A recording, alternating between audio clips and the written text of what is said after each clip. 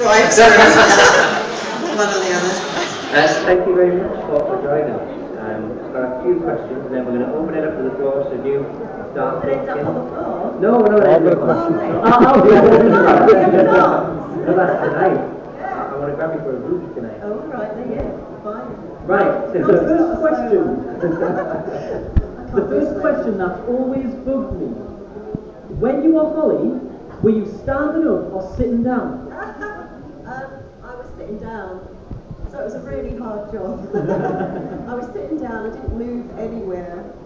Apart from in dimension jump where I fainted, then I was standing up.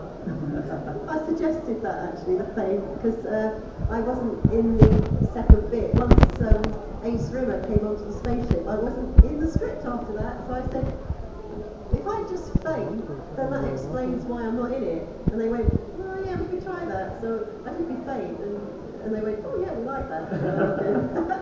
For that I was standing. I didn't have a stunt person or anything. I just, Not even a cushion to land on? No. What I had to do was fall beneath that level, Can I show you? Yeah, go for it. Because if the camera was like that, all I had to do was go,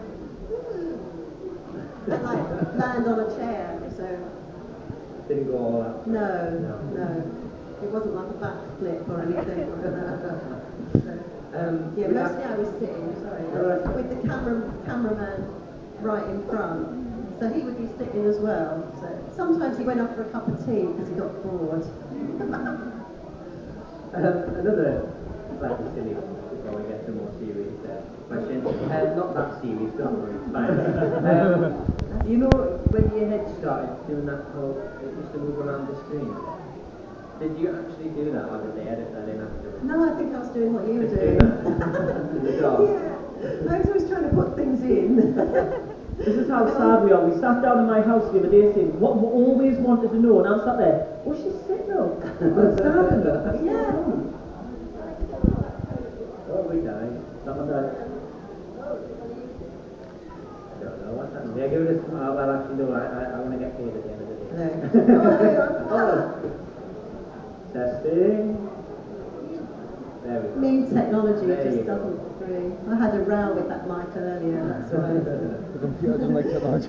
But seriously, in terms of filming, Holly, were your scenes filmed sort of as the rest of the crew were doing their dialogue, or did you do yours individually, or did they sort of, were there gaps in between of like? No, I did mine in context in the show. Right.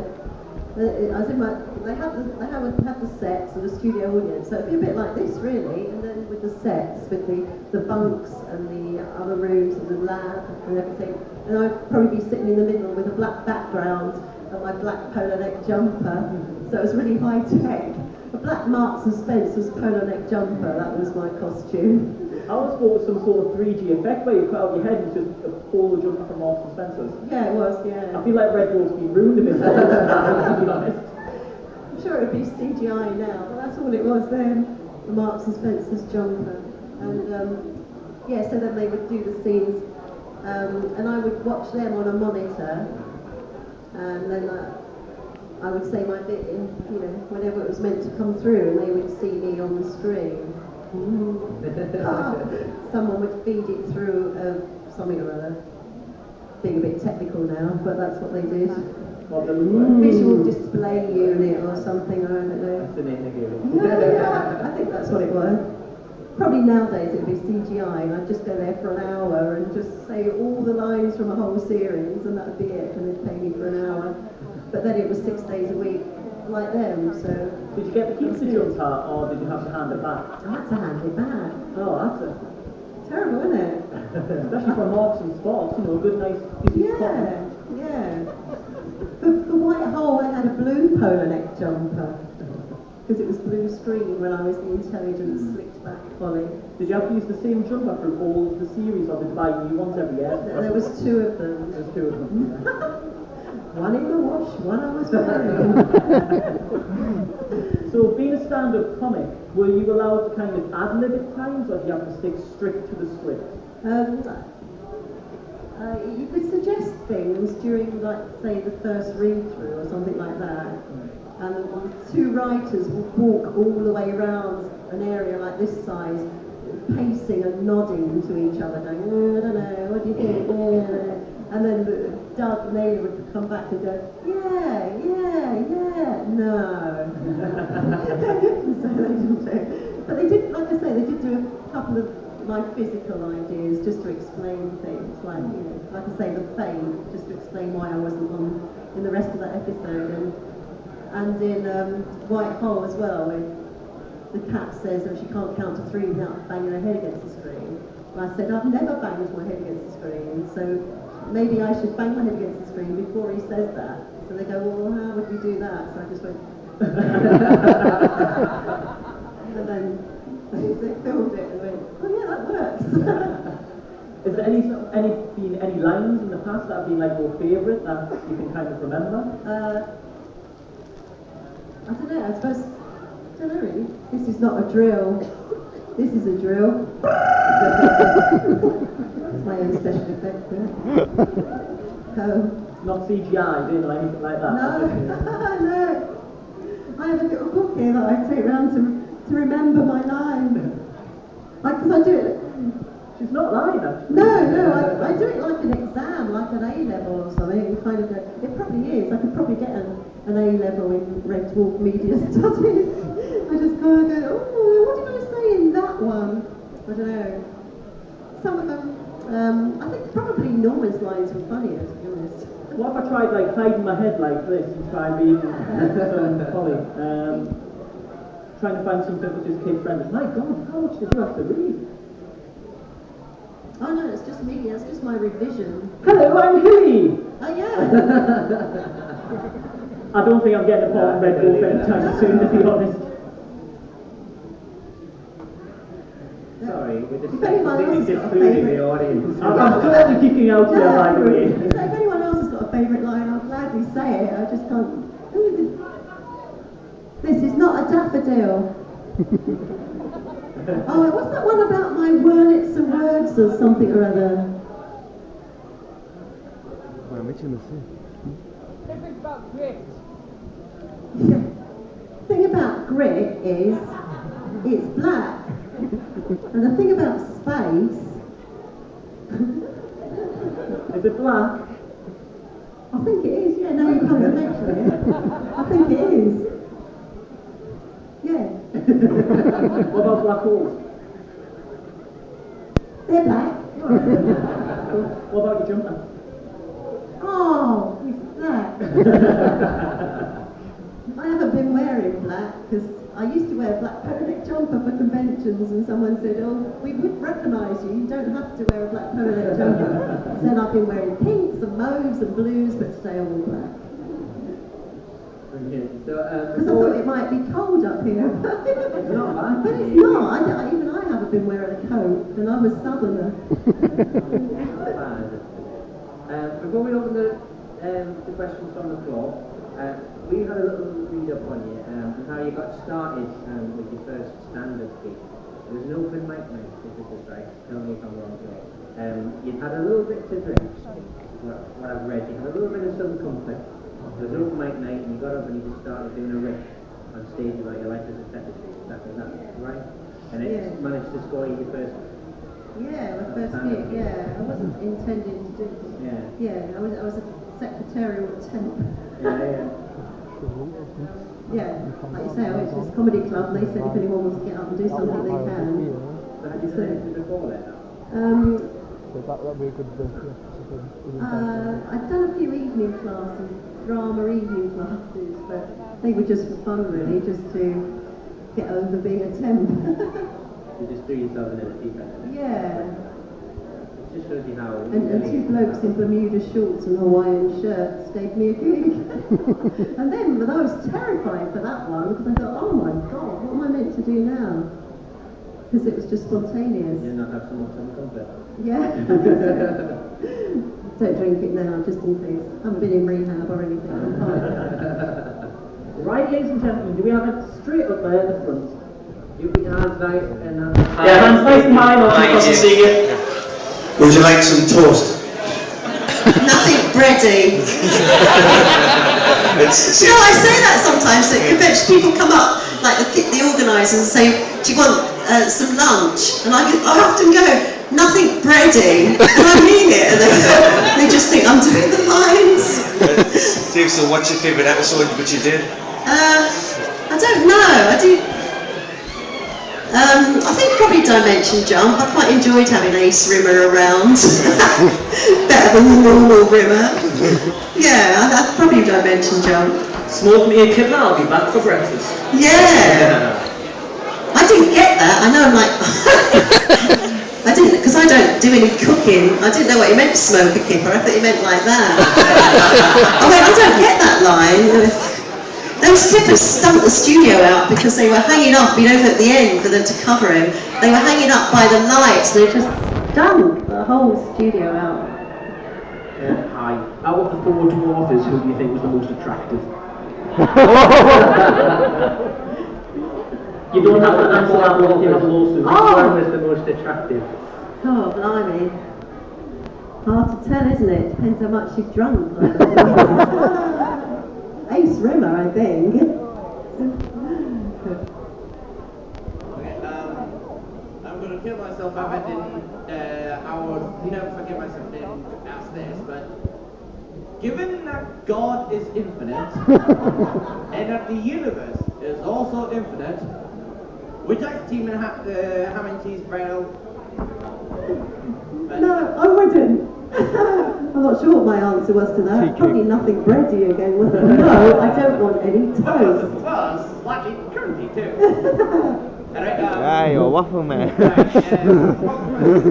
You see what I mean? I know that after season 2 you just played part of Hilly, but what caught me off surprise for season 3 was then they asked you to be Holly that had an operation to be a female. 30th of January. Right. 30th of January. How did you This is react how it's when Newcastle. you were asked to play the part of Holly being a girl? Yeah. And then the Middlesbrough match. Oh, well, the being a girl bit Middlesbrough was all match. right. I didn't mind that bit. No, when I was Hilly, I was just asked in for that one episode. I had no idea that I was going to end up being Holly. So that was just a guest appearance for that one episode. And Paul Jackson, who was the producer, and that saw me on Friday Night Live, and they needed a female equivalent for Norman Lovett. And because my stand-up was quite slow and deadpan, he thought, oh yeah, she looks like a female equivalent for Norman in that episode. And then between series 2 and 3, which is, they were usually about 18 months in between them, Norman got married, moved to Edinburgh, got offered his own show called I Love It and all this, so he kind of left Red Dwarf. So they actually auditioned, so I didn't get it automatically. They auditioned about a dozen people, and I went to the audition, and they gave me a scene from backwards, about what time is it, lunchtime, a calendar would be handy, all that kind of thing. That was what I had to read, and they gave it to me, and they said, can you read this? So I read it, and then they said, yeah, can you read it out loud? So I think they thought, yeah, I think we found Holly. And the next question? Yeah, hi. If you could do anything that the alumni cast have done now, what would you like to do? Oh, out of what the rest of the cast have done? Yeah. Oh, I don't know. Me and Chris did go around the Technical Museum around Manchester, so maybe I could talk about massive engines. And how black holes are. Well, yeah! So, that's quite black. Charcoal too, supposedly. That's quite, yeah. Amazing. Do you have a most memorable moment behind the scenes? What was the first bit? Most memorable moment behind the scenes? Oh, right. Well, I didn't do much on location, but they did do one scene from Dimension Jump where Ace Rimmer and Lister had to try and mend the spaceship, and they didn't do it like way away on location, they just did it outside the studio. So they had the spaceship there and scaffolding, and Chris and Craig were up on that, and it was November, not a hot November like now, it was a freezing cold November. So they were mending that, and the stagehands and people were just chucking buckets of cold water at them, and they had this fan going to make it be like a storm. And they could have had nice warm water, but for a laugh they had really freezing cold water. And they kept throwing it every time they had a line. They go, and just try and get the whole lot in their mouth. And I was pretty hysterical watching that. Thinking, oh man, I don't go on vacation. I'm glad I just sit in the studio drinking tea and eating biscuits. Sorry to interrupt, could Brandon Stokel please make his way to the front entrance? That's Brandon Stokel. Sorry, next question. Oh, is that you? Come back. What was your favourite monster from Red Wolf? Oh, favourite monster? Ooh, I don't know. I can only say about the ones I was in, really. So some of them were funny. There was like the SFX blokes dressed up in rubber and crawling around on the floor. You know, they weren't very CGI or anything either. And some of them would just last till just before they'd finished filming. So if you ever see it cut away to something that's nothing to do with it, it's because the monster has just melted or collapsed. Or the bloke's fainted because he was completely hot and covered in Vaseline. That one that sucked out polymorph. Yeah, polymorph. Yeah, that one. And the snake thing coming out the bin, and which then turned into the Vindaloo monster. Kebab. Pardon? I think the Vindaloo monster, I believe it was. Or maybe I'm wrong. I'm hiding over here. Yeah. Is that the same one? I think so. Okay, next question.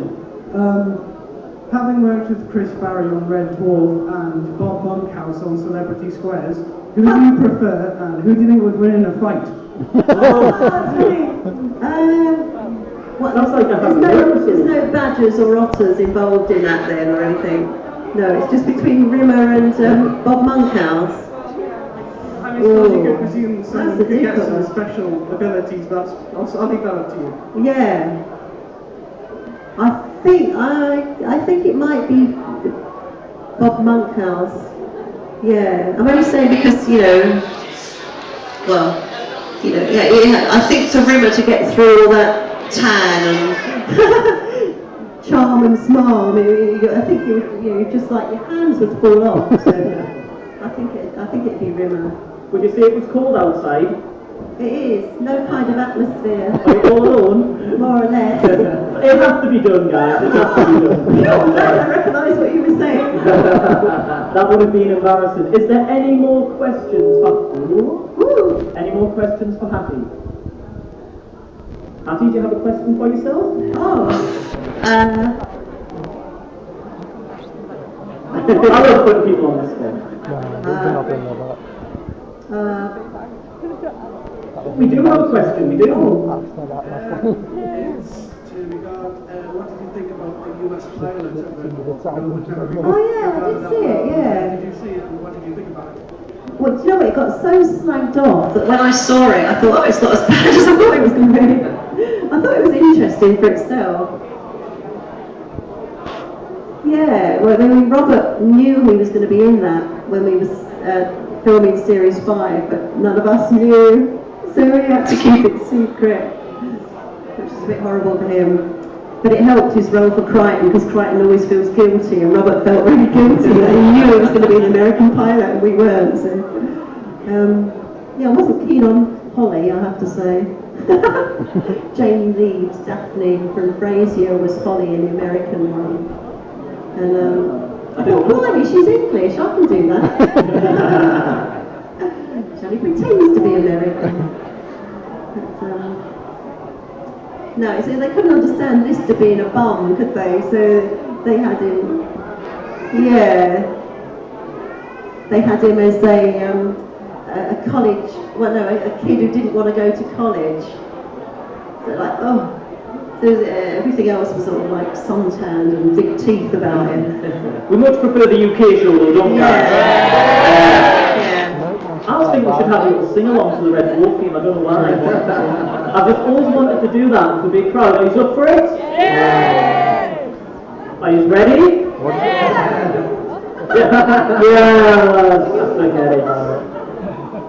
Okay, are you ready? On 3. 1, 2, 3. It's cold outside. There's no kind of atmosphere. I'm all alone, more or less. Let me fly far away from here. Fun, fun, fun. Whereabouts? In the sun, sun, sun. Thank you very much, guys. Ladies and gentlemen, let's hear it for Hattie Hayridge.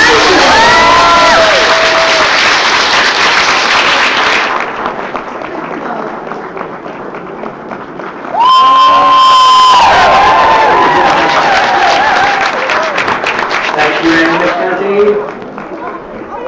Oh.